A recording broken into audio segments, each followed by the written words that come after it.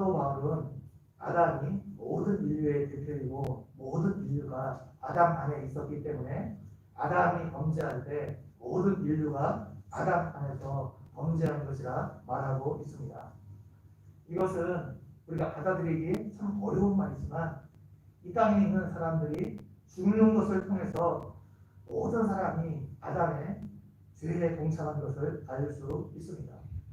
우리가 범죄의 결과 죽음이 이 땅에 찾아왔습니다.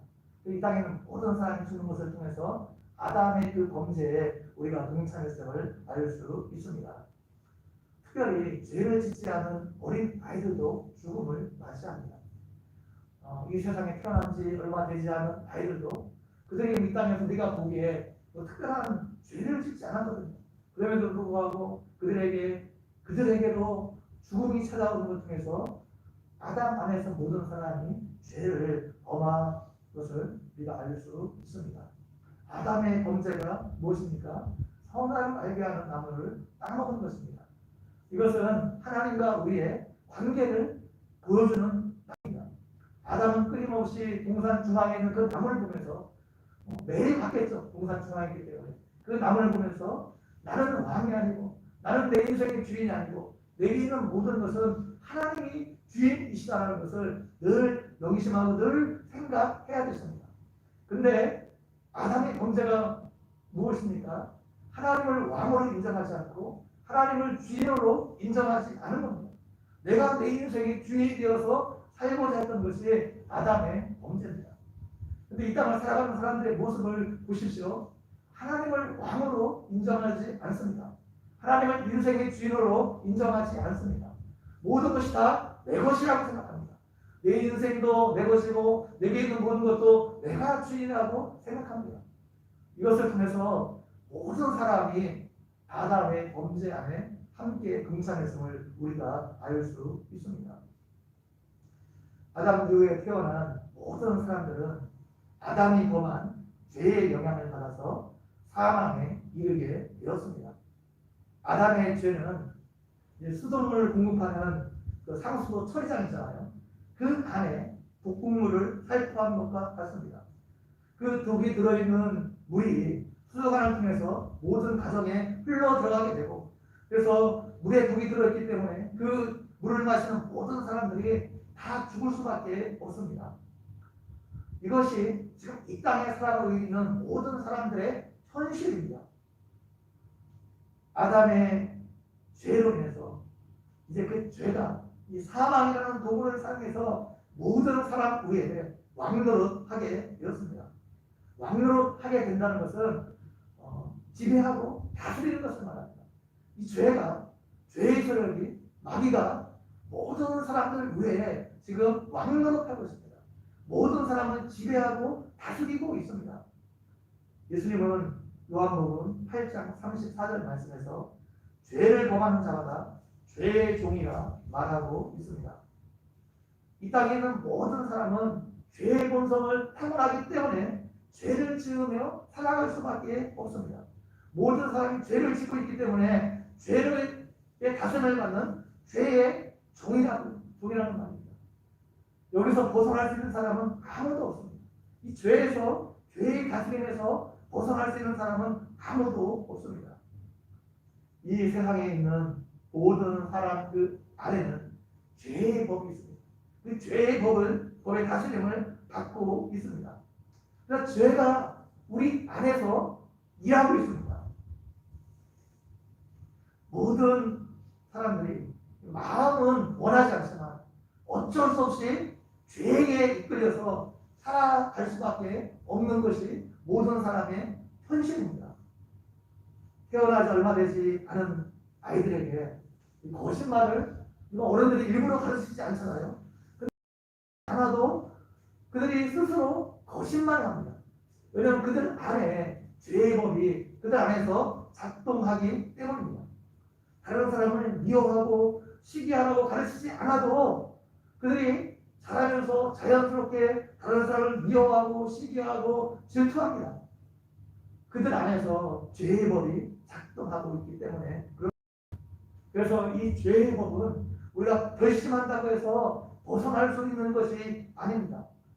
우리가 다른 사람 미워하고 시기하고 질투하고 이런 부정적인 것들 내가 하지 말아야지 결심한다고 해서 하지 않을 수 있는 것이 아닙니다.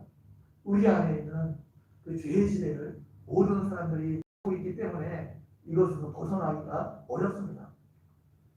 세상 사람들 중에도 중독에 빠진 사람들이 많이 있습니다.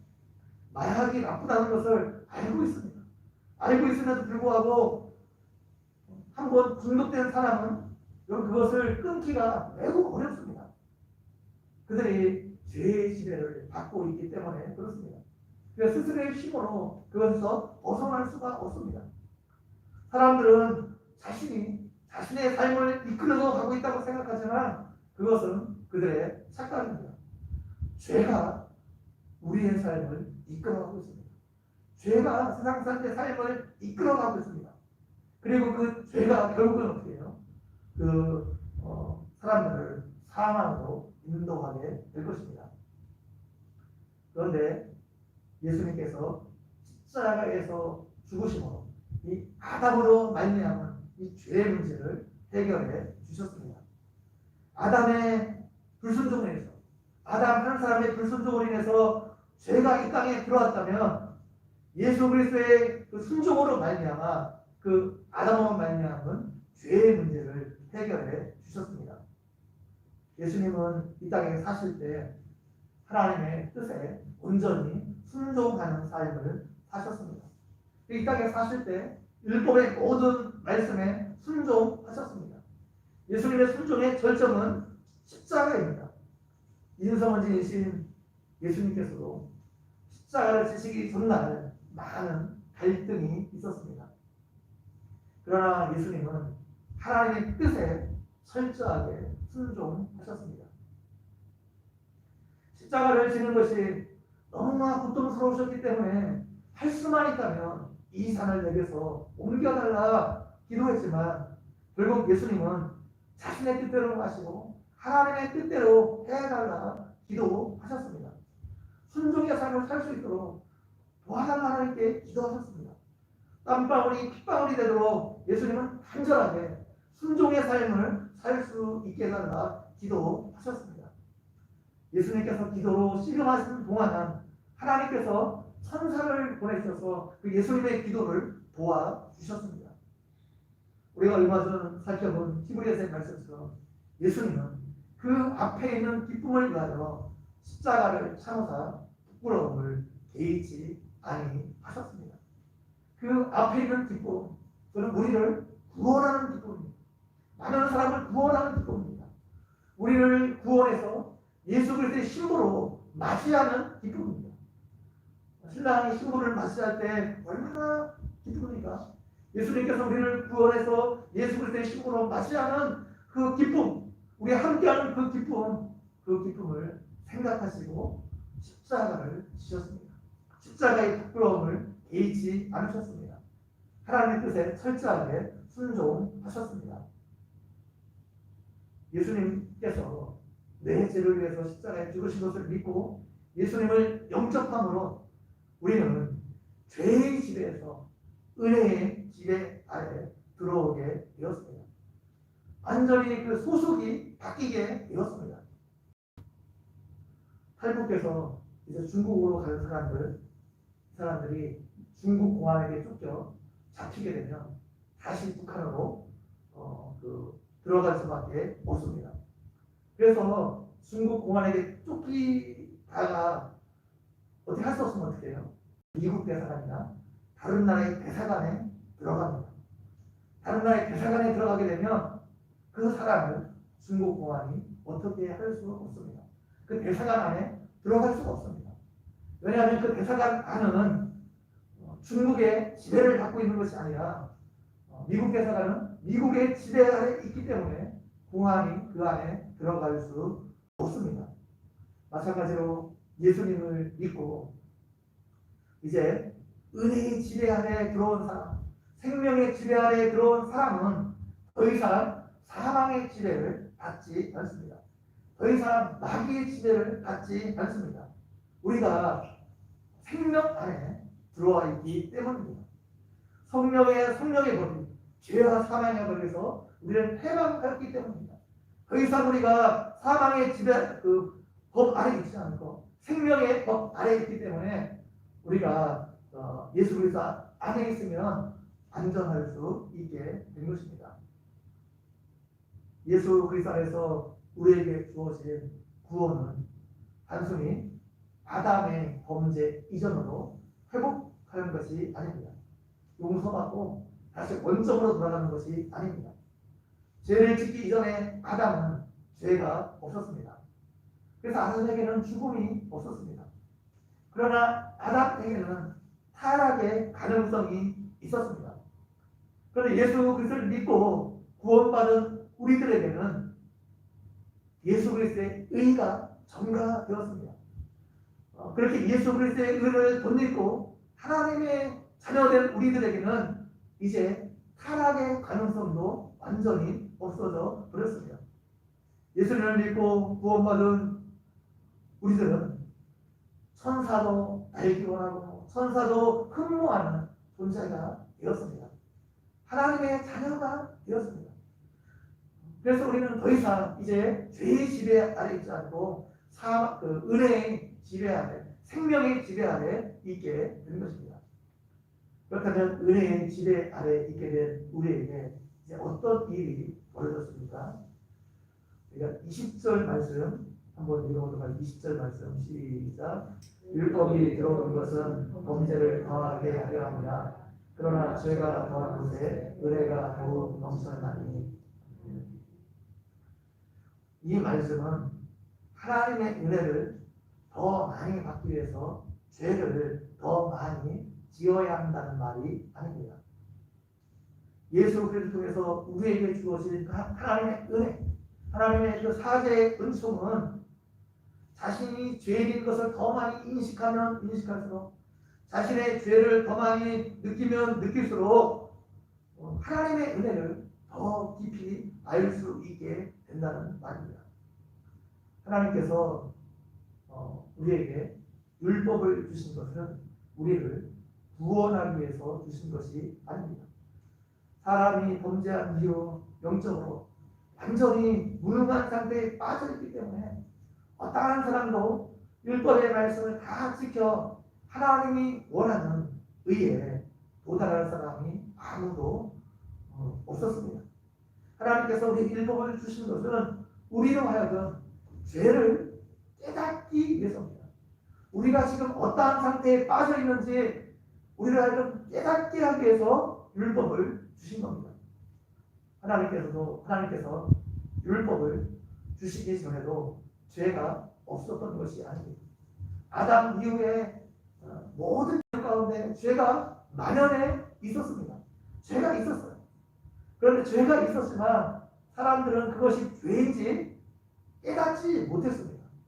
물론 전혀 죄인지 깨닫지 못했던 것이 아니라 구체적으로 확실하게 그 죄에 대해서 명확하게 내가 죄인이라는 것을 깨닫지 못했습니다.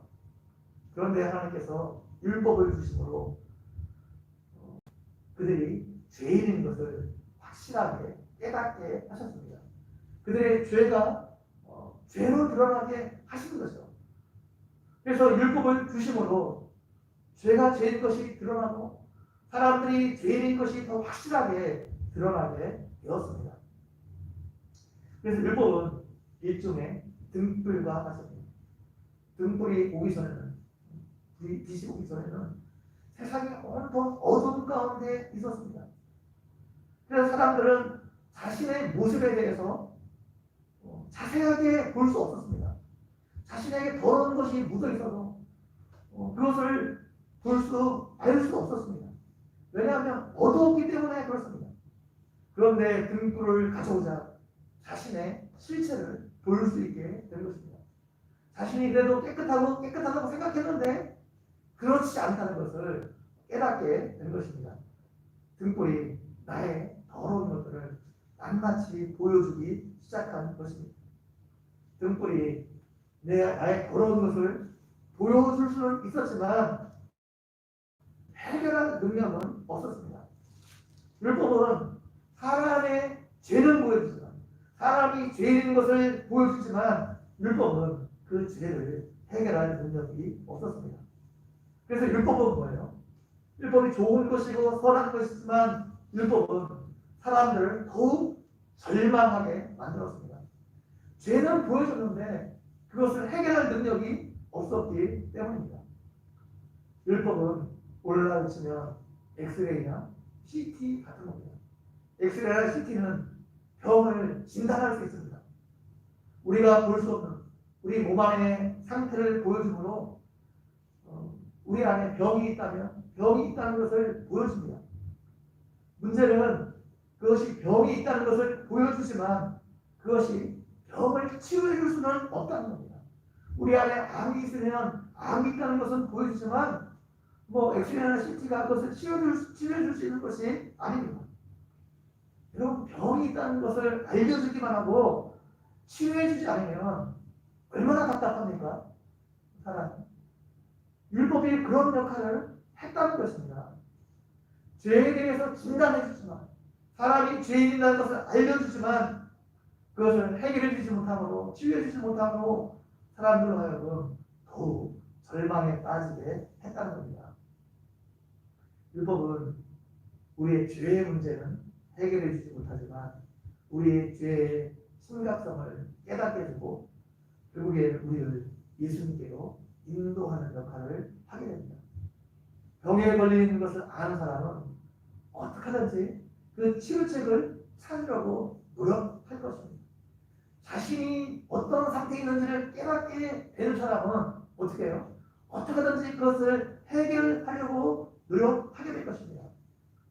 자신이 죄인인 것을 아는 사람은 이것을 해결하려고 노력하게 될 거예요. 그렇기 때문에 율법이 우리를 예수님께로 인도하는 모각선생 역할을 한다고 사도 바울이 말하고 있는 겁니다.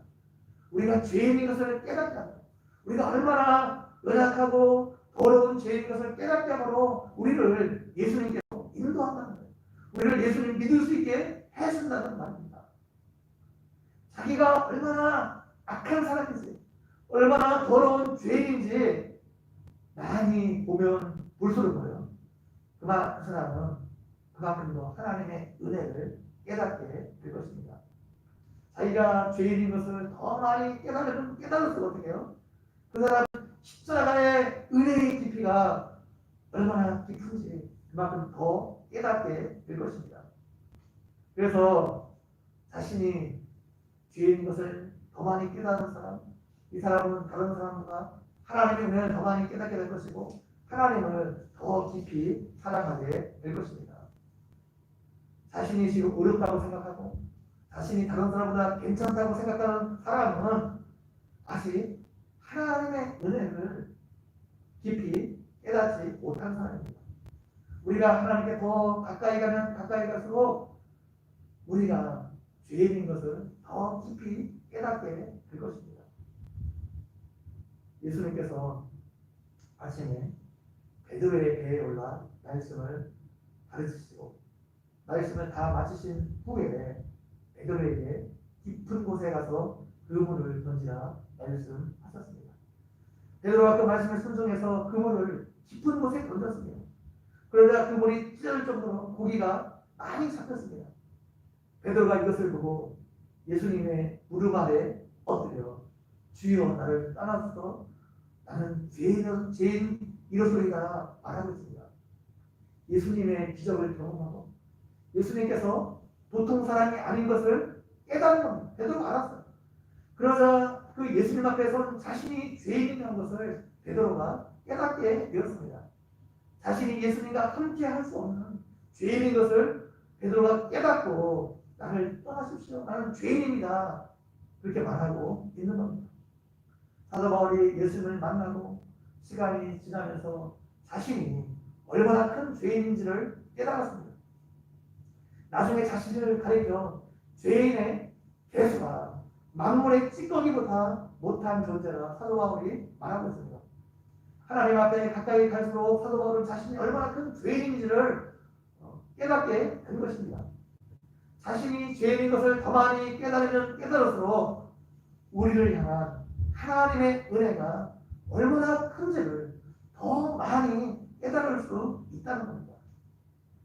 예수님께서 바리새인인 시몬의 집에 들어갔을 때 막달라 마리아라는 여인이 눈물을 흘리면서 자신의 머리로 예수님의 발을 씻고 향유를 부었습니다. 이것을 보고 시몬은 만약 예수님이 정말 선지자라면 저 여인이 어떠한 여인인지, 저 여인이 얼마나 큰 죄인인지 알았을 것이고 저 여인이 행하는 모든 행동을 금했을 것이라 생각했습니다. 시몬은 이 여인이 죄인이고 몸을 파는 여인이기 때문에 절대로 가까이에서는 안 될 사람이라 생각했습니다. 그런데 예수님은 이 시몬의 생각을 아시고 비유 하나를 들어서 시몬의 잘못을 깨우쳐 주셨습니다. 예수님이 시몬에게 한 사람은 500데나리온의 빚을 졌고 다른 한 사람은 50데나리온의 빚을 졌다가 두 사람 모두 탕감 받았으면 어떤 사람이 빚을 탕감했던 사람을 더 사랑하겠느냐, 더 고마워하겠느냐 질문하셨습니다. 당연히 많이 탕감받은 사람이라 시몬이 대답했습니다. 예수님은 시몬에게 너는 발씻을 물도 주지 않았지만 이 여인은 눈물로 발을 씻고 향유를 부은 것 이거는 더 많이 탕감받았기 때문이라 말씀하셨습니다. 그래서 이 여인이 나를 더 사랑한 것이라 지금 말하고 있습니다. 지금 예수님의 이 말은 이 여인이 시몬보다 하나님 앞에 더 큰 죄인이라 말하고 있는 것이 아닙니다. 사람은 하나님 보시기에 다 도토리 키재입니다. 조금 잘하고 선한 일을 했다고 해서 그가 더 하나님 보시기에 더 의로운 사람을 보는 것도 아니고 하나님 보시기에 모든 사람은 다 죄인입니다. 근데 뭐예요? 이 여인은 자신의 죄를 더 많이 깨달았기 때문에 자신이 죄라는 것을 더 깊이 인식했기 때문에 자신의 죄를 사해 주신 그 하나님의 은혜, 그 하나님의 사랑이 이 여인에게 더 크게 와닿은 것입니다. 그래서 자신의 그 머리로 예수님의 발을 씻고 또 향유를 부을 정도로 예수님을 사랑하게 된 것입니다. 사울은 죄가 더한 곳에 은혜가 넘쳤다 말하고 있습니다. 이 말은 죄를 더 많이 지은 사람이 하나님의 은혜를 더 많이 받는다는 말이 아닙니다. 자신이 죄인이라는 것을 더 많이 깨닫는 사람이 하나님의 은혜를 더 많이 깨닫고 하나님께 더 많은 감사를 할 수 있다는 말입니다. 자신이 다른 사람보다 더 악하다고 생각하는 사람이 하나님의 은혜를 더 깊이 깨달아 알 수 있다는 말입니다. 그래서 하나님 앞에 더 많은 감사, 하나님 더 많이 사랑하는 사람이 된다는 말입니다. 하나님 앞에서 의인은 이 땅에서 다른 사람보다 더 착하게 더 좋은 일을 많이 하는 사람이 아닙니다. 자신이 죄인인 것을 깨닫고 예수님을 믿고 영접한 사람입니다. 아무리 큰 죄를 지어서 감옥에 가 있는 사람이다 할지라도 자신의 죄를 진정으로 회개하고 예수님을 믿고 예수님을 영접했다면 그 사람은 하나님 보시기에 의인입니다. 반대로 다른 사람들이 보기에 좀 괜찮은 사람이고 선한 사람인 것처럼 보여도 그 사람이 하나님을 예수님을 믿지 않고 배척하고 있다면 그 사람은 하나님 보시기에 너무나 큰 죄인입니다. 나는 다른 사람보다 괜찮은 사람이나 그렇게 생각하는 사람은 실제 하나님 보시기에 괜찮은 사람이 아닙니다. 다른 사람보다 내가 몇 가지 조금 선한 일을 했다고 해서 나는 괜찮은 사람이고 선한 사람이다 이렇게 생각하는 사람은 실제 악한 사람이라는 거예요. 하나님의 은혜를 알지 못하는 사람이라는 겁니다. 내가 정말 하나님의 은혜를 깨닫고 내가 하나님의 은혜를 정말 깊이 깨닫고 하나님의 은혜 안에 있으면 하나님의 은혜의 지뢰 안에 있으면 여러분 다른 사람의 연약함이 보이는 것이 아니라 오직 예수 그리스도의 십자가밖에 보이지 않습니다. 예수 그리스도의 십자가의 용서밖에 보이지 않습니다. 은혜 안에 있는 사람은 오직 내가 죄인 된 것만 보이고 나를 구속하신 그 십자가의 은혜가 나를 지배합니다. 그래서 그 사람은 다른 사람을 보는 눈이 달라지게 되어 있습니다. 다른 사람을 하나님께서 나를 보는 시각으로 다른 사람을 보게 되어 있습니다. 예수님이 창녀와 세리들과 함께 식사하시다 바리새인들과 서기관들이 예수님을 비난했습니다. 어떻게 하나님께로부터 보냄을 받았다고 하는 사람들이 죄인들과 함께 식사할 수 있느냐, 죄인들과 함께 교제할 수 있느냐, 예수님을 비난했습니다. 이들이 하나님의 은혜를 경험하지 못했기 때문입니다. 그들이 하나님의 은혜의 지배 아래 있지 않기 때문입니다. 그래서 이들은 뭐예요? 하나님의 은혜가 보인 것이 아니라 다른 사람의 죄가 보이고 다른 사람을 비난하고 다른 사람을 비판했던 것입니다. 내가 예수 그리스도 안에 있고 하나님의 은혜의 지배를 받으면 다른 사람의 연약함이 보이는 것이 아니라 다른 사람의 죄가 보이는 것이 아니라 오직 십자가의 용서밖에 보이지 않습니다. 그래서 은혜 안에 있는 사람은 내가 죄에서 구속된 것만 보이고, 그래서 내가 나를 십자가에서 구원하신 하나님의 은혜가 나를 지배하기 때문에 다른 사람을 보는 눈이 달라지게 되어 있습니다. 오히려 죄를 범하고 연약한 사람을 볼 때 그 사람을 긍휼히 여기고 불쌍히 여기고 그를 용서하고 싶은 마음이 그들 안에 있게 되어 있습니다. 왜냐하면 내가 하나님의 용서를 경험했기 때문에 그렇습니다. 1만 달란트 지은 빚을 탕감받은 사람은 나에게 뭐예요? 100달러를 빚진 사람을 용서할 수밖에 없죠. 너무나 큰 하나님의 은혜를 받았기 때문입니다. 그런데 은혜의 지배 아래 있지 않고 여전히 율법의 지배 아래 있던 바리새인들과 서기관들, 하나님께서, 예수님께서 심판하셨죠. 그들은 은혜 안에서, 은혜 아래에서 말하지 않고 생각하지 않고 행하지 않았기 때문입니다. 그렇기 때문에 어떻게 해요? 다른 사람을 향해서 비판하고 또 다른 사람 멀리하고 분열하고 이런 일들을 그들이 일삼았습니다. 하나님 앞에 가까이 가면 갈수록 더 가까이 가면 갈수록 자신의 허물이 더 많이 보이게 되어 있습니다. 그래서 사도 바울은 자신을 죄인의 계수로 만몬의 찌꺼기보다 못한 자라 말하고 있는 겁니다. 이것은 사도 바울이 실제로 다른 사람보다 더 많이 죄를 지었기 때문에 그렇게 말하고 있는 것이 아닙니다. 하나님 앞에 가까이 가면 갈수록 어떻게 해요? 자신의 죄가 더 크게 보였기 때문입니다. 우리가 이 땅 안에 살아가면서 또 죄를 범할 수도 있습니다.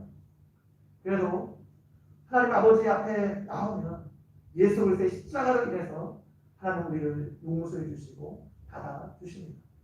여러분 이 땅을 살아가면서 아무리 큰 죄를 범한다 할지라도 우리가 그것 때문에 낙심하고 실망하고 그럴 필요가 없습니다. 하나님 앞에 나오기만 하면 하나님께서 우리를 다 받아주십니다.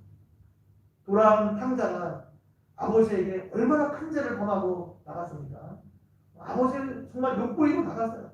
그럼에도 불구하고 그 탕자가 돌아왔을 때 하나님께서 모든 것을 받아주셨던 것처럼 우리가 이 땅을 살아가면서 때로는 넘어질 수 있습니다. 죄를 범할 수 있습니다. 그래도 우리가 하나님 앞에 돌아가게 되면 하나님께 우리를 받아주시고 우리를 용서해 주시고 우리를 품어주십니다. 그래서 우리는 또 어떻게 해요? 일부러 죄를 지을 필요는 없지만 그런 죄 용서를 통해서 하나님의 은혜를 더 풍성하게 경험할 수 있고 느낄 수 있게 되는 겁니다. 우리는 더 이상 죄의 지배 아래에 있지 않고 은혜의 지배 아래에 있는 자이기 때문입니다. 오늘 예배 참석한 여러분 모두는 이것을 기억하고 우리가 더 이상 죄의 지배 아래에 있지 않고 은혜의 지배 아래에 있다는 것을 깨닫고 이 땅에서 실수하고 죄를 범할 때마다 하나님께 나와 하나님의 용서를 받고 치유함을 받고 또 우리가 다른 사람을 볼 때 하나님이 우리를 보시는 것처럼 긍휼의 눈으로 다른 사람을 보며 또 하나님께서 우리에게 베풀어준 은혜를 감사하며 찬양하는 삶을 살아가는 여러분 모두가 되기를 간절히 축원드립니다.